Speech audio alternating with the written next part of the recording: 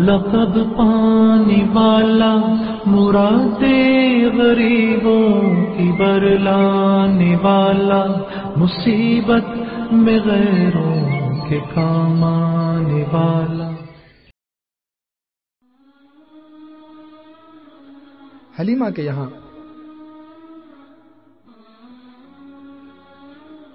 حلیمہ نے محمد کو شوہر کی گود میں دیتے ہوئے کہا، تم تو دنیا بھر کے فسانے سنانے بیٹھ گئے شیما کے باپ، اس بچے کو تو گود میں لو۔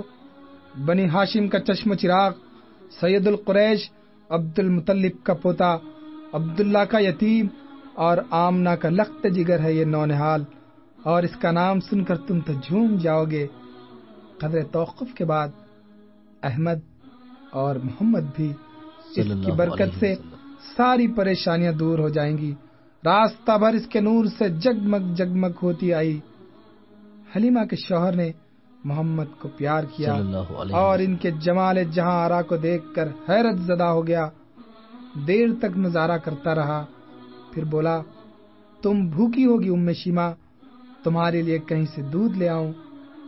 ہماری بکریاں تو، یہ کہتے ہوئے اس کی نگاہ بکری کے تھنوں پر پڑی۔ ارے یہ کیا، سوکھے ہوئے تھنوں میں دودھ آ گیا۔ حلیمہ کا شوہر دوڑا ہوا گیا اور برتن نیچے رکھ کر دودھ دوہنے لگا۔ پورا برتن دودھ سے بھر گیا۔ میں خواب تو نہیں دیکھ رہا ہوں ام شیما، یہ تو جادو کی سی باتیں ہو رہی ہیں۔ حلیمہ کے شوہر نے کہا، ابھی تو محمد کی برکتوں کا آغاز ہے، تم دیکھنا اور کیا کیا ہوتا ہے، ساری کلفتیں دور ہو جائیں گی۔ اور میں تو کہتی ہوں کہ اس بچے کے دیکھنے میں جو لطف ملتا ہے، سارے جہاں کی مسرتیں اس کے آگے ہیچ ہیں۔ میں اپنی قسمت پر ناز کروں یا تمہیں مبارکباد دوں؟ حلیمہ نے بڑے ناز و نام اور چاہ کے ساتھ محمد کی پرورش کی۔ جی ہاں، پرورش، اس بہانے خود اس کی تقدیر اور زندگی کی پرورش ہو رہی تھی۔ حلیمہ کی گود میں کونین کی دولت سمٹ کر آ گئی تھی۔ ماں انجم کی نگاہیں حلیمہ کے گھر کا طواف کر رہی تھیں۔ قبیلے سعد کی قسمت کا ستارہ آج سچ مچ برج شرف میں تھا اور اللہ نے ان کے دن پھیر دیے تھے۔ صبح کو بنو سعد کے کسان جو اپنے کھیتوں میں پہنچے تو کیا دیکھتے ہیں، سوکھے پودوں اور مرجھائی ہوئی ڈالیوں میں یکایکی جان سی پڑ گئی۔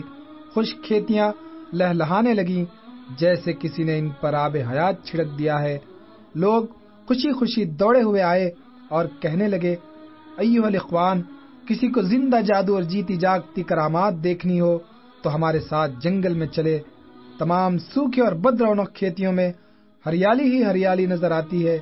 فصل پر اس قدر رعنائیوں کے ساتھ تو آج تک بہار نہیں آئی۔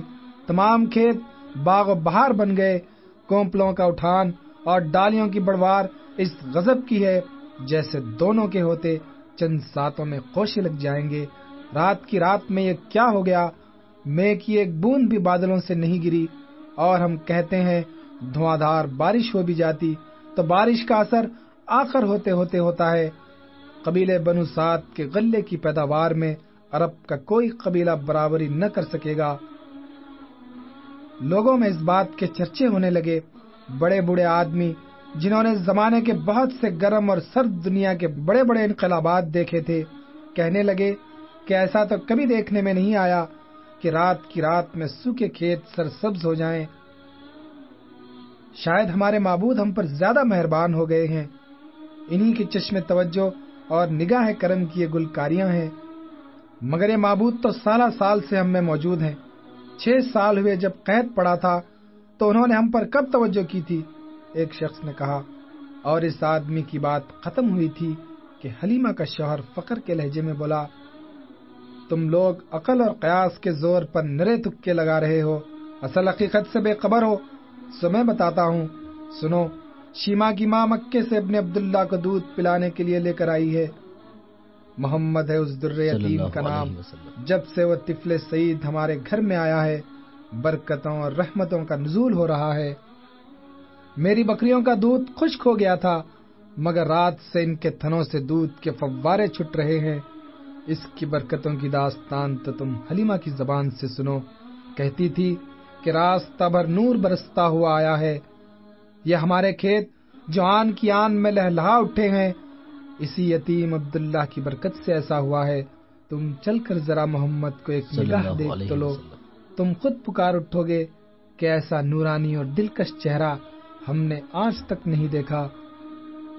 حلیمہ دائی نے محمد کو اپنے دودھ میں محبت گھول گھول کر پلائی. اس نے اپنی ساری توجہ اور مامتا اسی یتیم پر صرف کر دی.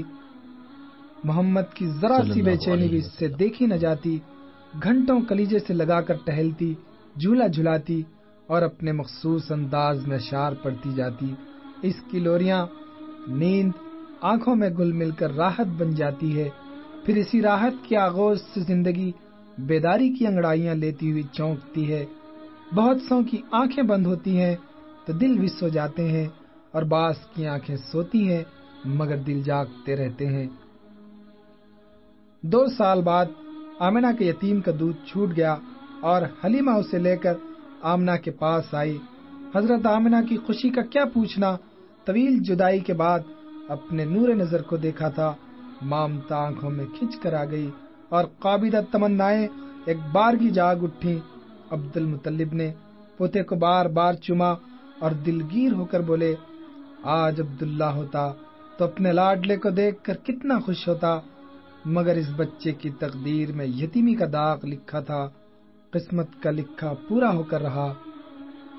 مکے میں ان دنوں شدید وبا پھیلی ہوئی تھی. ایک ایک گھر سے کئی کئی جنازے نکلتے. تمام شہر پریشاں، ہراساں اور خوف زدہ تھا، اور ڈرنے اور پریشاں ہونے کی بات ہی تھی. ہر شخص کو موت کی پرچھائیاں دکھائی دیتی تھیں، جیسے اب پیام اجل آیا اور اب آنکھیں بند ہوئیں. کسی کی ذرا سی چوٹ بھی لگ جاتی تو وہ یہی سمجھتا کہ موت کا قاصد اب آیا ہی چاہتا ہے. زندگی کی یہ آخری ساعتیں ہیں، اس کے بعد نزا اور موت اور پھر خاک کا ڈھیر. ان اندیشوں نے زندوں کو بیماروں سے بدتر بنا دیا تھا. بستی سے باہر نئی قبریں ہی قبریں نظر آتی تھیں. ملک الموت کو شاید مکے والے پسند آ گئے تھے جو ان غریبوں کی جانوں پر مشق ناز ہو رہی تھی. اہل مکہ نے اپنے بتوں کے آگے بہت کچھ ہاتھ جوڑے، سجدے کیے، منتیں مانی، چڑھاوے چڑھائے، دہائیاں دی، فریادیں کی، پیشانیاں رگڑیں، مگر وبا کا زور کم نہ ہوا. بیماری اور پھیلتی جاتی تھی. بعض قریشی نوجوانوں کو جھنجلاہٹ بھی آ جاتی تھی کہ ان بتوں پر ہم تو جان چھڑکتے ہیں، مگر ان کے دل ایسے پتھر کے ہیں، کسی طرح پسیجتے ہی نہیں.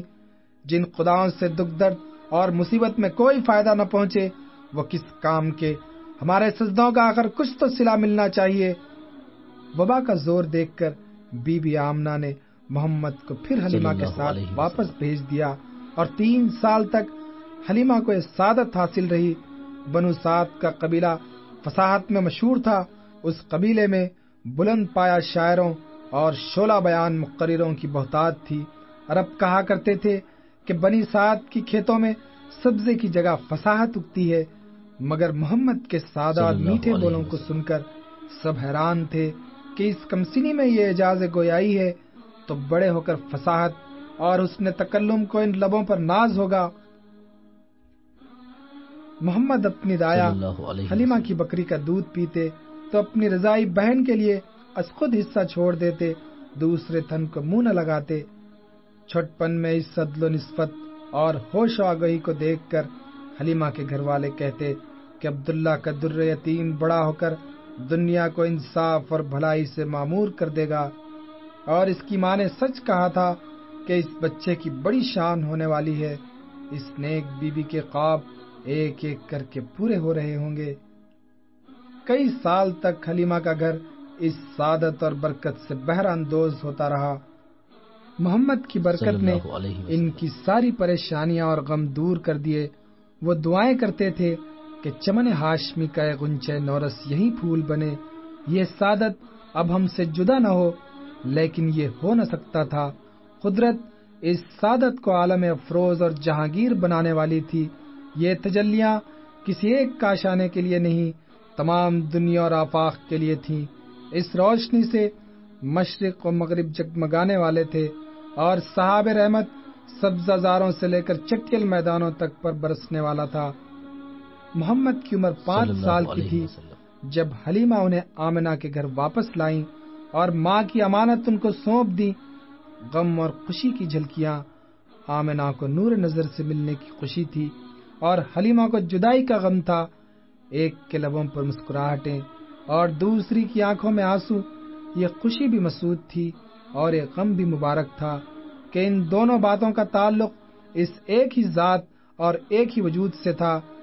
بی بی حلیمہ ارمانوں اور تمناؤں کے ہجوم محمد کے ارد گرد چھوڑ کر واپس ہوئیں۔ گھر آئیں تو در و بام کو بے رونق اور اجڑا ہوا سا پایا، جیسے اس گھر سے بہار رخصت ہو گئی۔